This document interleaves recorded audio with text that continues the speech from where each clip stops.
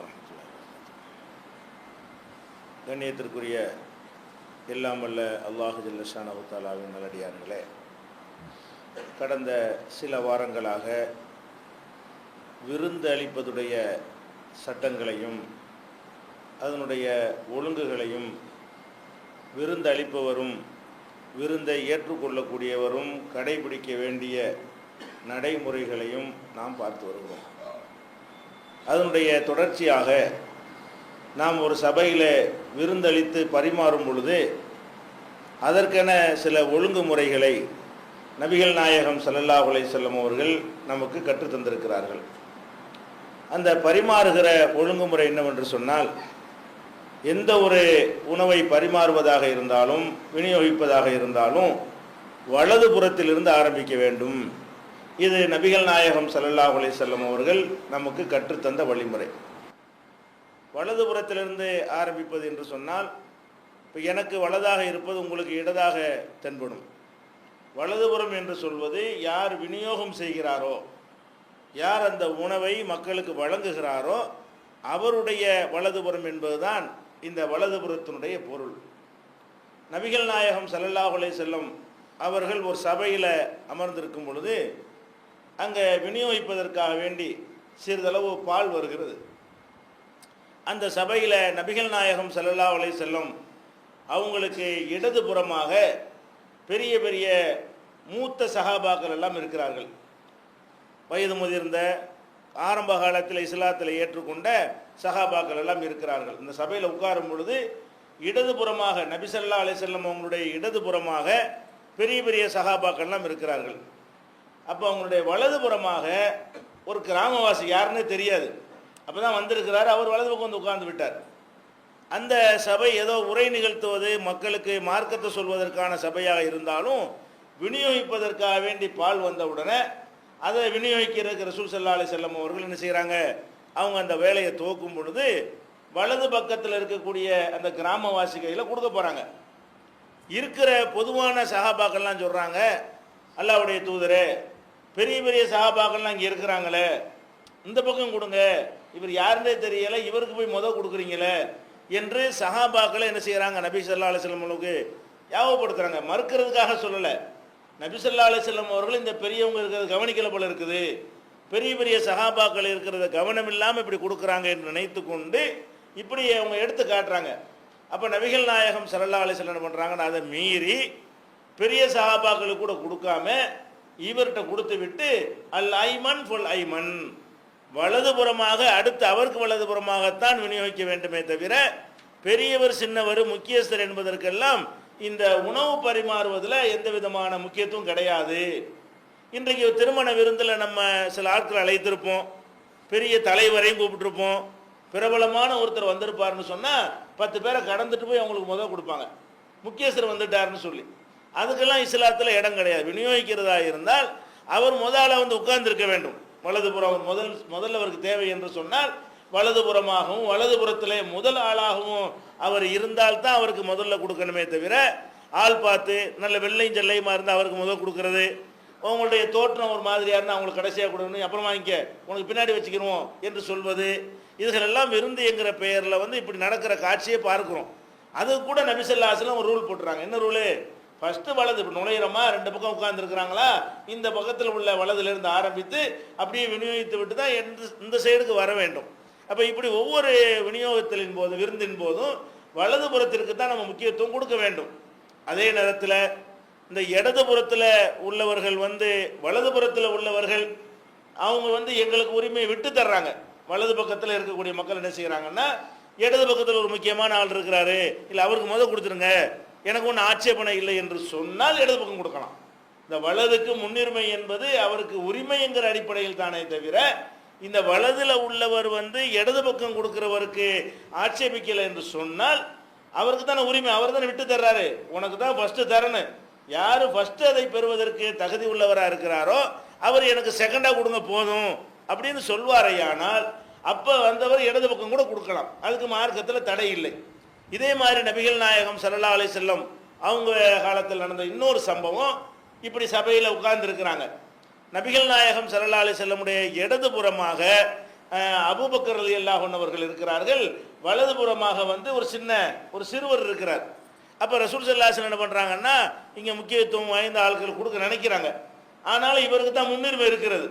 அவர்கிட்ட கேட்குறாங்க, தஅதன்லி, எனக்கு பர்மிஷன் கொடுக்குறியா, உனக்கு தான் ஃபஸ்ட்டு தரணும், ஏன்னா எனக்கு வலது பக்கம் நீ தான் இருக்கிற. ஆனால் இங்கே பெரியவங்கள்லாம் இருக்கிறதுனால இவங்களுக்கு கொடுப்பதற்கு நீ வந்து ஒத்துக்கொள்றியா அப்படின்னு கேட்குறாங்க. அப்போ அவர் என்ன சொல்கிறாரு, உங்களிடமிருந்து ஒரு பொருள் எனக்கு கிடைக்குதுன்னு சொன்னால் அந்த உரிமையை நான் எப்படி விட்டு கொடுப்பேன்? உங்கள்கிட்டருந்து வேறு வேறு விஷயங்கள் நான் விட்டு கொடுத்துடலாம்.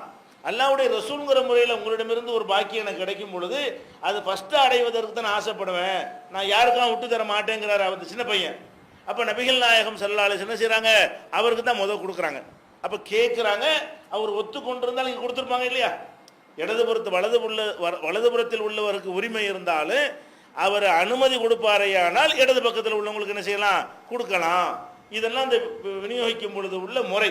அப்போ வலது பக்கத்தில் உள்ளவர் வந்து நீங்கள் கொடுக்க மறுத்தால் சட்டையை பிடிச்சி கேட்கலாம். அவர் இதில் என்ன விளங்குகிறது, இங்கே கொடு, எனக்கு கொடு, நான் தான் வலதில் இருக்கிறேன், வலது பக்கம் தான் நீ ஆரம்பிக்க வேண்டும், எனக்கு அப்புறம் தான் மற்றவரை கொடுக்க வேண்டும் என்று ஒருவர் கேட்பாரையானால் அதுக்கு ஒரு ரைட் இருக்கிறது, கேட்பதற்கு உரிமை இருக்கிறது. இவர் விட்டு ரசூலுல்லாஹ் சொல்லி மாட்டேன்ட்டார, எனக்கு உள்ள உரிமை யாருக்கு நான் விட்டு கொடுக்க மாட்டேன் என்று சொல்கிற அளவுக்கு இது வந்து ரைட்டு என்பதை நீ விளங்கிக் கொள்ள வேண்டும். அந்த வலதுபுறத்தில் இருப்பவர்களுக்கு இஸ்லாம் வழங்கி இருக்கக்கூடிய உரிமை. இதை வந்து உணவில் எதுக்கு இதெல்லாம் ரூல் போடப்படுதுன்னு கேட்டால், ஆள் பார்த்து பரிமாறிடுவாங்க, முக்கியத்துவம் பார்த்து வேண்டிய ஆள் கொண்டு கொடுத்துருவாங்க. இந்த விநியோகிக்க ஒரு ஆள் அனுப்புகிறோன்னு வைங்களேன், அவர் நண்பர் இருப்பார், அவர் போய் கொடுக்குறது, அவர் தெரிஞ்ச ஆளுங்களுக்கு கொடுக்குறது, முதல் ஆள் அங்கே அப்படிலாம் பார்க்குறோமா இல்லையா. அது வரக்கூடாதுங்கிறதுக்கு தான் ஒரு ரூல் போட்டுறாங்க. அந்த கியூ வரிசையை முதல்ல இஸ்லாம் தான் உலகத்துக்கு தருது. வலதுலேருந்து ஆரம்பின்னா அது வருஷம் தான், அது வருஷப்படி தான் விநியோகிக்கணுமே தவிர நம்ம இஷ்டத்துக்கெல்லாம் விநியோகிக்கக்கூடாது என்பதற்காக இதில் கூட ஒரு ஒழுங்குமுறை மார்க்கத்தில் சொல்லப்பட்டிருக்கிறது. அடுத்ததாக இந்த விருந்து பரிமாறிய பிறகு நம்ம உணவு சாப்பிட்டு கொண்டிருக்கிற நேரத்தில் அல்லது உணவு பரிமாறக்கூடிய அந்த நேரத்தில் தொழுகைக்கு பாங்க சொல்லிவிட்டார்கள். மேலேயே நடக்குதுன்னு வைங்களேன், மேலேயே விருந்து வைத்திருக்கிறோம், கீழே வந்து தொழுகை தலமாக இருக்கிறது. அப்போ அங்கே சாப்பாடு எல்லாம் உட்காரும் பொழுது கீழே பாங்க சொல்லிட்டாங்க, இக்காமத்து கூட சொல்லிட்டாங்க, தொழுகை கூட ஆரம்பிச்சிருச்சு.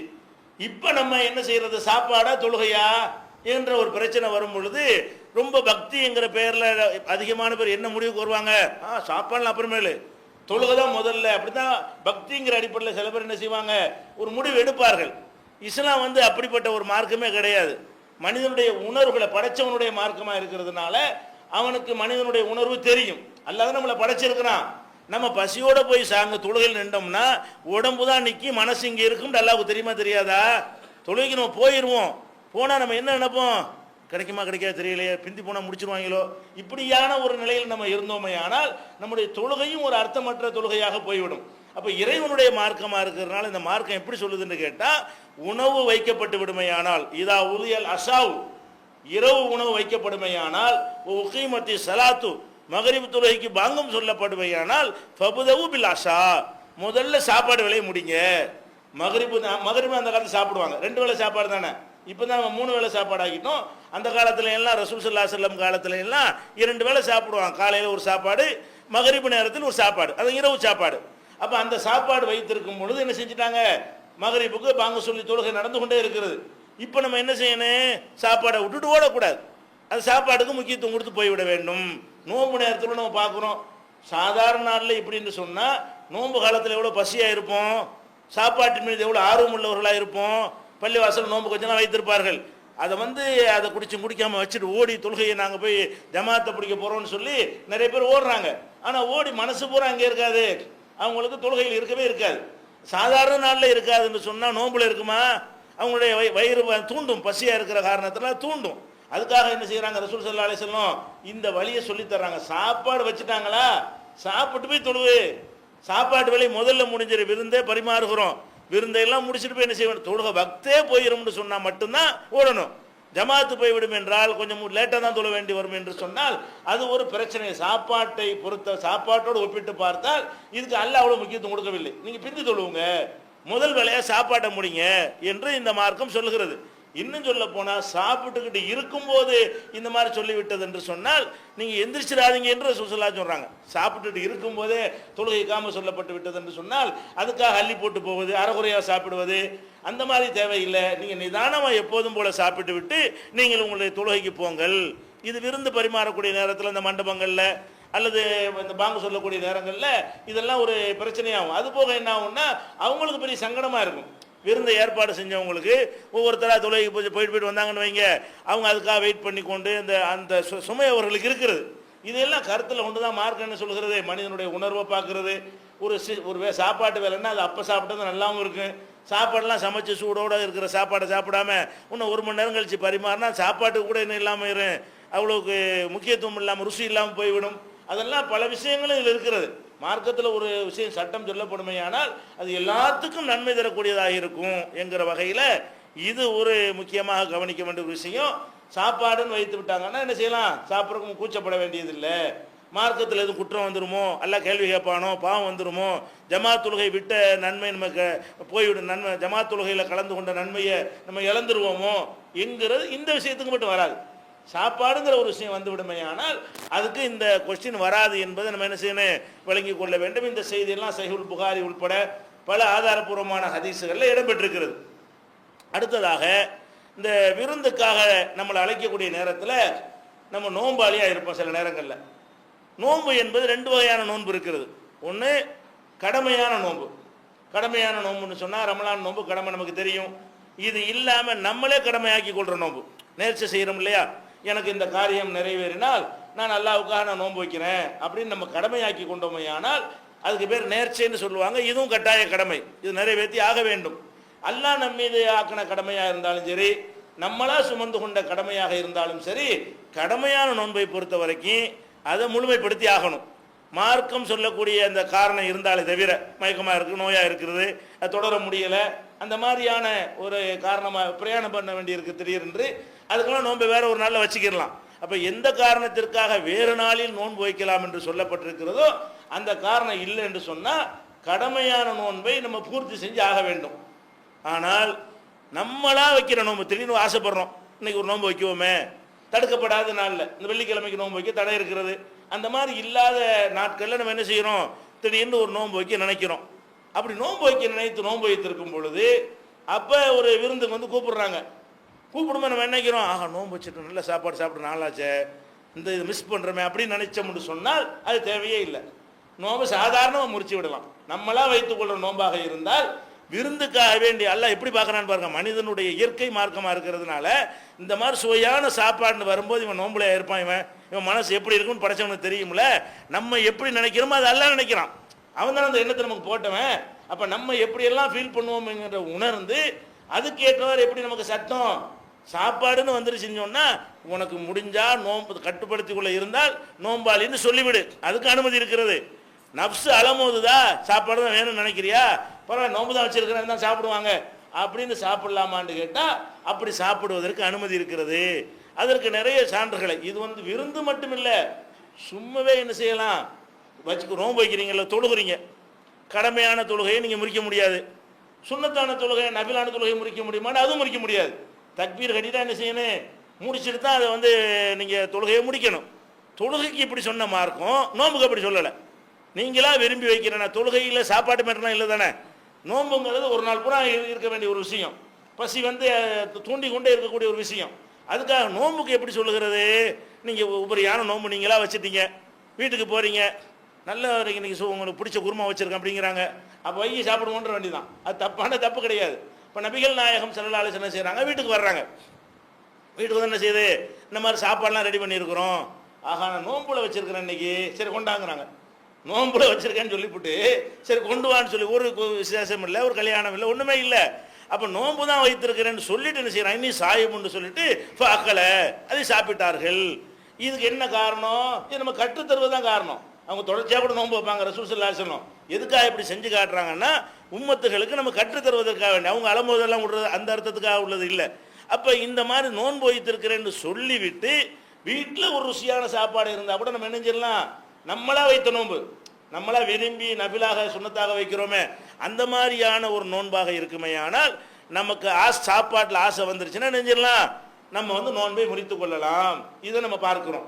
அதே மாதிரி வந்து நபிகள் நாயகம் ஸல்லல்லாஹு அலைஹி வஸல்லம் அவர்கள் மதீனாவுக்கு வந்த புதுசில் என்ன பண்ணுறாங்கன்னா, ஒரு வெளியூருக்காரரையும் ஒரு உள்ளூர்காரரையும் சேர்த்து சகோதரர் ஆக்குறாங்க.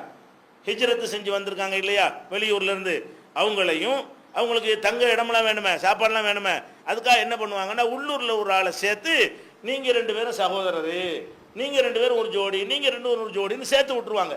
இந்த சேர்த்து விட்டா இந்த உள்ளூர்காரர் என்ன செய்வார், அவர் வீட்டில் தங்க வச்சுக்கிடுவார், அவர் வீட்டில் இருக்கிற சாப்பாட்டில் அவருக்கு பாதியை கொடுப்பாரு, அவர்கிட்ட வச்சுக்கிற உடைகளில் பாதி உடை அவருக்கு கொடுப்பாரு.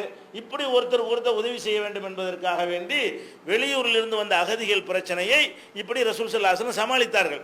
அப்போ அபூதர்தாங்கிற ஒரு சஹாபியையும் சல்மான் பார்சிங்கிற சஹாபியும் இதே மாதிரி சேர்த்து விட்டாங்க. சல்மான் பார்சிங்கிறவர் வெளியூர்லேருந்து வந்தவர், ஈரான்லேருந்து வந்தவர். பார்சினா ஈரான்லேருந்து அவர் அகதியாக வர்றாரு. அபூதர்தான்னா அவர் மதீனாக்காரர். அப்போ அவரோட சேர்த்து விட்டுறாங்க. சேர்த்து விட்ட பிறகு வீட்டுக்கு வந்தாருன்னு சொன்னால், அபூதர்தாவுடைய மனைவி வந்து ஒரு அலங்காரம் இல்லாத வீட்டு வேலைகளுக்கு செய்யும் பொழுது அணிந்து கொள்வார்கள் ஆடை உள்ள அந்த மாதிரி ஆடைகளை அணிந்தவர்களாக வீட்டில் இருக்கிறாங்க. அப்போ வந்து அவர் சல்மான் கேட்குறாரு, என்னம்மா அந்த மாதிரி இருக்கிற, கொஞ்சம் நல்லா நீட்டாக இருக்க வேண்டியதானே அப்படின்னு கேட்குறாரு. அப்போ இந்த சட்டமெல்லாம் வரல. அந்நிய ஆண்கள் ஒரு வீட்டில் இருக்கக்கூடாதுங்கிற ரூல்லாம் வரும்போது ஆரம்ப காலம் இந்த ஹிஜாபுடைய சட்டங்கள்லாம் வருவதற்கு இப்போ போய் இன்னொரு வீட்டில் போய் தங்கலாமான்னு கேட்டக்கூடாது. அது வந்து அதுக்கு முந்தின ஒரு சட்டம். அப்போ அந்த மாதிரி என்னம்மா அந்த மாதிரிலாம் இருக்கிற அப்படின்னு கேட்குறாங்க. அந்த அம்மா என்ன சொல்கிறாங்கன்னு கேட்டால், உங்கள் சகோதரராக இருக்கிறார் அபூதர்தா, அவருக்கு இந்த உலகத்தில் எந்த தேவையும் இல்லை, நான் எதுக்கு அலங்கரிச்சுக்கிட்டு இருக்கணும். அப்போ அவர் என்ன செய்கிறாருன்னா, இப்போ பார்த்தாலும் நோன்பு வச்சுட்டே இருப்பாராம். எல்லா நாளும் நோன்பு அவருக்கு. ராத்திரி பூரா என்ன செய்வார், நின்று வணங்க ஆரம்பிச்சிருவார். பகல் பூரா நோன்பாக இருந்து விடுவார். இந்த மாதிரி இருக்கக்கூடிய ஒருத்தருக்கு வந்து குடும்ப வாழ்க்கையில் அது மாதிரியான மனைவியோட சந்தோஷமாக இருக்கிறதுலாம் நடக்குமானா நடக்காது. அப்போ இந்த மாதிரி இருக்கக்கூடிய ஒரு ஆளாக இருக்கும் பொழுது நான் யாருக்காக வேண்டி நல்ல ஆடை கொடுத்தணும், எதுக்காக வேண்டி நான் அலங்கரித்து கொள்ளணும் அப்படின்ட்டு அந்த அம்மா என்ன செய்கிறாங்க சொல்கிறாங்க. இவர் என்ன செய்கிறார், இப்படி தெரியும் சல்மான் பார்சிக்கு தெரியுது இது டேஞ்சரான ஒரு சித்தாந்தம் சரியில்லையே, இவருக்கு பாடம் போகட்டணுமேண்டு அவர் வெயிட் பண்ணிகிட்டு இருக்கிறார். வெயிட் பண்ணோன்னே அவர் வர்றார், அபூதர்தா வர்றார். வந்தோடனே என்ன செய்கிறாரு, நான் சாப்பிடாமல் இருக்கிறேன், வாயா சாப்பிடுவோங்கிறார். இவர் சாப்பிடாமல் இருக்கார், சல்மான் பார்சி சாப்பிடாமல் இருக்கிறார். அவர் வந்தோடனே என்ன செய்கிறாரு, வா 2 பேரும் சாப்பிடுவோங்கிறாரு. நான் நோன்பு அப்படிங்கிறாரு. யார், அபூதர்தா. அவர் டெய்லி நோன்பு தானே அவர், நான் நோன்பு அப்படிங்கிறாரு. இவர் என்ன செய்கிறாரு, நோன்பா நீ சாப்பிட நானும் சாப்பிட மாட்டேன் அப்படிங்கிறாரு. அவர் மறுக்க கடைசியில் வற்புறுத்தி உட்கார வச்சு சாப்பிட வச்சு போடுறாரு. இவரும் சாப்பிட்றாரு, அவரும் சாப்பிட்றாரு. அதே மாதிரி ராத்திரி ஆன உடனே என்ன செய்கிறாரு, எந்திரிச்சு தொழுவு போகிறாரு. இவர் மெனக்கட்டு முடிச்சிட்டு இருக்கிறார், வேணும்னு முடிச்சிட்டு இருக்கிறார். இவரை கண்காணிப்பதற்காக வேண்டி தொழுவதற்கு எந்திரிச்சவுடனே சட்டையை பிடிச்சி இழுத்து படு பேசாமல் அப்படிங்கிறாரு. நான் தொழுவனு பேசாமல் படு அப்படிங்கிறாரு. இப்படியே ஒரு பல தடவை நடக்கிறது, தொழு கூட மாட்டேங்கிறாரு. சுபுக்கு கொஞ்ச நேரம் இருக்கும் பொழுது இவரை எழுப்புறாரு. யார், சல்மானை என்ன செய்கிறாரு, எழுப்பி இப்போ தொழுவோம் வா, இப்போ தொழுவான்னு சொல்லி கடைசி நேரத்தில் சுபு நேரத்துக்கு கொஞ்ச நேரம் இருக்கும் பொழுது 2 பேருமே தொழுவுறாங்க. தொழுது முடிச்சுட்டு என்ன சொல்கிறாருன்னு கேட்டால், இந்த மாதிரி நீ செய்கிற தப்பு, உன்னுடைய மனைவிக்கு செய்கிற கடமைன்னு ஒரு கடமை இருக்குது, உன் உடம்புக்கு செய்கிற கடமைன்னு ஒரு கடமை இருக்கிறது, உன் கண்ணுக்கு செய்கிற கடமைன்னு ஒரு கடமை இருக்குது, இன்னலி ஜசதிக்க அலைக்க ஹக்கா, உன் உடம்புக்கு செய்கிற கடமைன்னு சில கடமை இருக்குதுப்பா, உன்னுடைய கண்ணுக்கு செய்கிற கடமைன்னு இப்படி வரிசையாக சொல்லி, அதனால் அவங்கவுங்களுக்குரிய கடமை அவங்கவுங்களுக்கு செய், இறைவனுக்கு செய்கிற கடமையும் இருக்கிறது அது அவனுக்கு செய், மனைவிக்கு செய்கிற கடமையை மனைவிக்கு செய், குடும்பத்துக்கு செய்கிற கடமையை குடும்பத்துக்கு செய் அப்படின்னு இவர் அறிவுரை சொல்கிறாரு. இருந்தாலும் இவருக்கு ஏற்றுக்கொள்ள முடியலை. யாருக்கு, அபூதர்தாவுக்கு ஒத்துக்கொள்ள முடியலை. கெடுத்து விட்டார், நோம்பையும் கெடுத்து நம்ம தொழுகையும் கெடுத்து நாசமாக்கி விட்டு அறிவுரை வேற சொல்கிறாருன்ட்டு சுபுவுக்கு அங்கே போயிடுறான், பள்ளிவாசலுக்கு போயிடுறாங்களா. நபி ஸல்லல்லாஹு அலைஹி வஸல்லம் அவர்களை பார்த்து தொழுது முடித்த உடனே இவர் புகார் சொல்கிறார். அபூதர்தா வந்து, நீங்கள் ஒரு ஆளை என்னோட சேர்த்து விட்டீங்க, சேர்த்து விட்டாலும் என்னுடைய இபாதத்தை கெடுக்கக்கூடிய ஆளாக போயிட்டாரு, என்னை தொழ விட மாட்டேங்கிறாரு, வச்ச நோம்பை முறுக்கி வச்சு விட்டாரு, கடைசியில் இப்படி ஒரு அறிவுரை வேற சொல்கிறாரு அப்படின்னு பெரிய பட்டியலாக வாசிக்கிறார். எல்லாத்தையும் கேட்டு ரசூல் ஸல்லல்லாஹு அலைஹி வஸல்லம் சொல்கிறாங்க, சதக சல்மான், சல்மான் கரெக்டாக சொல்லியிருக்கிறாரு, நீ தான் தப்பு. அதுக்கு ஒரே வார்த்தை தான் பதில், உங்களுக்கு சேர்த்து என்ன பதில், சதக சல்மான், சல்மான் சொன்ன எல்லாமே சல்மான் பார்சி சொன்னார் இல்லையா உனக்கு, அது எல்லாம் கரெக்டு தான், நீ இப்படி நடந்திருக்க கூடாது, இனிமேல் அவர் சொல்கிறபடி கேட்டு நடந்துக்கன்னு சொல்லி என்ன செய்கிறாங்க, அவருக்கு அறிவுரை சொல்கிறாங்க. அப்போ ரசூல் ஸல்லல்லாஹு அலைஹி வஸல்லம் இவருடைய அந்த செயல்பாட்டை அங்கீகரிக்கிறாங்க. எதை, ஒருத்தர் வந்து இப்போ பார்த்தாலும் நோன்பு வைத்து கொண்டு குடும்பத்தை மறந்தாருன்னு சொன்னால் பிடிச்சி இழுத்து வச்சு சாப்பிட வைக்கலாம், வச்ச நோம்பை என்ன செய்யலாம், முறிக்க கூட வைக்கலாம். அந்த மாதிரி செஞ்சிருக்கிறாரு. அது கரெக்ட் என்று ரசூல் ஸல்லல்லாஹு அலைஹி வஸல்லம் என்ன செய்றாங்க, அதுக்கு நற்சான்று கொடுக்கிறார்கள். அப்போ இதெல்லாம் அந்த இருக்கிற காரணத்தினால நம்ம ஒருத்தர் விருந்துக்கு அழைப்பாரையானால் அழைக்கும் பொழுது நம்ம மனசு அது விரும்புமையானது. விருப்பமையில் கட்டுப்பாடாக இருப்போம்னு தேவையில்லை. நான் நோம்பாளின்னு சொல்லி விட்டுறலாம். விருந்துக்கு அழைக்கும் பொழுது அவன் நல்ல ஒரு வீட்டில் நல்ல சாப்பாடு நல்லா இருக்குமே, இப்போ கூப்பிட்றேன் பார்த்து நோன்பு வச்சிருக்கிறோமே அப்படிலாம் நம்ம நினைக்க வேண்டியதில்லை. பரவாயில்ல, நோன்பு தான் இருந்தால் நான் வந்துடுறேங்கன்னு சொல்லிடலாம். அது ஒன்றும் தப்பு கிடையாது. அந்த மாதிரி விருந்துகள் அழைக்கப்படக்கூடிய நேரத்தில் நோன்பை கூட விடலாம் என்று மார்க்கம் என்ன செய்கிறது, தொழுகையை கூட ஜமாத்தை விட்டுட்டு கூட என்ன செய்யலாம், சாப்பிடலான்னு சொல்லுகிறது. நோன்பு கூட விட்டுட்டு என்ன செய்யலாம், நீங்கள் அது நோம்புனா ஃபர்ல ரமலான்ல போய் சாப்பிடக்கூடாது. அப்படி கடமையான நோன்புக்கும் நேர்ச்சியான நோன்புக்கும் இந்த சட்டம் கிடையாது. அது இல்லாத மற்ற நோன்புகளாக இருந்து உங்களுக்கு உணவில் நாட்டம் வறுமையானால் உணவு தான் ஃபஸ்ட்டு, அப்புறம் தான் மற்ற விஷயங்கள் எல்லாம். இப்படி ஒரு அழகான வழிமுறையை கூட மார்க்கம் நமக்கு சொல்லித் தருகிறது. அடுத்து என்ன, உணவில் இருக்கக்கூடிய நேரத்தில் நம்ம சில நேரங்களில் அவசியம் ஏற்பட்டால் பேசுவோம். வீண் பேச்சு எப்போவுமே பேசக்கூடாது, அது வேறு விஷயம். அது உணவு நேரத்தில் தான் கிடையாது. சும்மா இருந்தால் கூட வெட்டி பேச்சு பேசுறது மார்க்கத்தில் அது பயனற்றது. அதுக்கு நிறைய தடைகள்லாம் இருக்கிறது. பயனுள்ள விஷயங்கள் தேவையான விஷயங்களாக இருந்தால் சாப்பிட்ற நேரத்தில் பேசலாமான்னா தாராளமாக பேச, அதுக்கு தப்புலாம் கிடையாது. சாப்பாட்டு நேரத்தில் இருந்து கொண்டு மார்க்கம் தடுக்காத விஷயங்களை பேசிக்கொள்ளலாமான்னா இந்த சபையிலே மார்க்கத்தை நிலைநாட்ட வேண்டிய அவசியம் வந்தால் அதை பற்றி பேசலாம். பொதுவாகவே என்ன செய்யலாம், சாதாரணமான விஷயங்களை கூட பேசிக்கொள்ளலாம். இப்போ நபிகள் நாயகம் ஸல்லல்லாஹு அலைஹி வஸல்லம் அவங்க முன்னாடி ஒரு சிறுவர், அந்த அபு சலமாவுடைய மகன் அம்ர் இப்னு அபு சலமா என்பவர் அது சாப்பிட்டு கொண்டிருக்கும் பொழுது கை இப்படி எல்லா பக்கமும் கையை போட்டு சாப்பிட்றாரு. அப்போ ரசூல் ஸல்லல்லாஹு என்ன பண்ணுறாங்க, அதை பார்த்துட்டு அவருக்கு சாப்பிடும்போது அறிவுரை சொல்கிறாங்க. யா குலாம், சிறுவரே, சம்மில்லா, சாப்பிட்றதா இருந்தால் ஃபஸ்ட்டு பிஸ்மில்லா சொல்லு, அல்லாஹ்வுடைய பெயரை சொல்லி சாப்பிடு. ஓ குல் மிம்மா எலிக்க, உனக்கு முன்னாடி எதிர்க்கு அதை சாப்பிடு, அங்கே உள்ளதான் அப்படி இழுக்காத, உன் பக்கத்தில் எது இருக்கிறதோ அதை நீ என்ன செய்யணும், சாப்பிடணும் என்று அந்த அறிவுரை சொல்கிறாங்க. சாப்பிட்டுக்கிட்டு இருக்கும் பொழுது ஒரு தேவையான அறிவுரை சொல்ல வேண்டி வந்தால் அது மாதிரி செய்திருக்கிறார்கள். அது இது புகாரில் உட்பட நிறைய நூல்கள் இடம்பெற்றிருக்கிறது. இன்னொரு சந்தர்ப்பத்தில் நபிகள் நாயகம் ஸல்லல்லாஹு அலைஹி வஸல்லம் அவங்க வீட்டில் சாப்பிட்றாங்க. சாப்பிட்றதுக்கு ஒன்று குழம்பு ஒன்றுமே இல்லை, என்னதான் இருக்குன்னு கேட்குறாங்க. அப்போ வினிகர் தான் இருக்கிறது. வினிகர்னா சிற்கா, காடிமங்கல்ல அந்த வினிகர் தான் இருக்கிறது என்று கொண்டாந்து வைக்கிறாங்க. அந்த வினிகர் புளிப்பாக இருக்கும் இல்லையா, ஊறுகாய்க்கெல்லாம் ஊற்றுவாங்க இல்லையா, அந்த வினிகர் தான் கொண்டாந்து வைக்கிறாங்க, ரொட்டியும் வினிகரும். அப்போ ரசூல் ஸல்லல்லாஹு என்ன செய்கிறாங்க, ரொட்டியை சாப்பிட்டு போயிட வேண்டிய சாப்பிடும்போதே அந்த வினிகரை பாராட்டுறாங்க. எப்படி சொல்கிறாங்க, நிஅமல் உதுமுல் ஹல், அதாவது இந்த குழம்புகள்லையே இந்த வினிகர் ரொம்ப நல்லா இருக்குது. எத்தனையோ குழம்புல தொட்டி நம்ம சாப்பிட்ருக்குறோம், இந்த வினிகர் இருக்குது இதுவே நல்லா தான் இருக்குது என்று அந்த சாப்பாட்டை பாராட்டி சொல்கிறாங்க. உண்மையிலே நல்லா இருந்ததா, அந்த கொடுத்தவர்களுடைய மன நிறைவாக்காக சொன்னாங்களான்னு தெரியல. வினிகருங்கிற அவ்வளோ பெரிய டேஸ்டானது அவ்வளோ இருக்காது. ஆனாலும் நம்ம குழம்பு கொடுக்கலையே, இந்த இதை தான் கொடுக்குறோமே அப்படின்னு அவங்க புண்படக்கூடாது என்பதற்காக கூட என்ன செய்யலாம், அது மாதிரி செய்யலாம். அடுத்தவங்களை சந்தோஷப்படுத்துறதுக்காக என்ன செய்யலாம், கொஞ்சம் கூட குறைய புகழ்றது மார்க்கத்து தப்பு கிடையாது. பிடிக்காத சாப்பாடாக இருந்தால் கூட சூப்பராக இருக்குன்னா என்ன செய்வாங்க, அவங்க சந்தோஷம் அடைவார்கள்னு சொன்னால் அப்படி சொல்லிக் கொள்ளலாம். அந்த மாதிரி ரசூல் ஸல்லல்லாஹு அலைஹி சொன்னாங்களான்னு தெரியல. ஆனால் சாப்பிடும் பொழுது பேசாமல் சாப்பிட்டு போகாமல் என்ன செய்கிறாங்க, நிஅமல் உதுமுல் ஹல், இந்த குழம்பு இந்த வினிகர் ரொம்ப சூப்பராக இருக்குது, நல்லா டேஸ்ட்டாக இருக்குது என்று சொல்லி சாப்பிட்ட காட்சியெல்லாம் பார்க்குறோம். அதனால் சாப்பிடக்கூடிய நேரத்தில் தேவை ஏற்படுமையானால் என்ன செய்யலாம், பேசுறது அவசியமாக இருந்தால் வெட்டி பேச்சு இல்லாமல் இருக்குமே, ஆனால் அது மாதிரி பேசிக்கொள்வதற்கு மார்க்கத்தில் என்ன இருக்கிறது, அனுமதி இருக்கிறது. இது போக விருந்து சம்பந்தமாக இன்னும் சில ஒழுங்குமுறைகள்லாம் மார்க்கத்தில் இருக்கிறது. இன்ஷா அல்லாஹ் அடுத்தடுத்த வாரங்கள் அதை பார்க்கலாம். திருக்குர்ஆன் தமிழாக்கம் பி ஜைனுல் ஆபிதீன் வெளிவந்துவிட்டது 8வது பதிப்பு. அனைவருக்கும் புரியும் எளிய நடை, தேவைப்படும் வசனங்களுக்கு தெளிவான விளக்கங்கள், கலை சொற்களின் விளக்கங்கள், திருக்குர்ஆன் எவ்வாறு அருளப்பட்டது, எவ்வாறு தொகுக்கப்பட்டது என்பது குறித்து முழுமையான விளக்கம். நபிகள் நாயகம் ஸல்லல்லாஹு அலைஹி வஸல்லம் காலம் முதல் இன்று வரை குர்ஆன் பாதுகாக்கப்பட்ட வரலாறு, திருக்குர்ஆன் இறைவனின் வார்த்தைகள் என்பதற்கான அடுக்கடுக்கான ஆதாரங்கள், முந்தைய பதிப்புகளை விட மெருகூட்டப்பட்ட செய்திகள், கூடுதலான பக்கங்கள், அழகிய வடிவமைப்பு, உயர்தரமான பைண்டிங், விலை ரூபாய் 300 மட்டுமே. வெளியீடு மூன் பப்ளிகேஷன், நம்பர் 83/3, முதல் மாடி, மூர்தரு, மண்ணடி, சென்னை 1. Phone 65690810, number 65690810.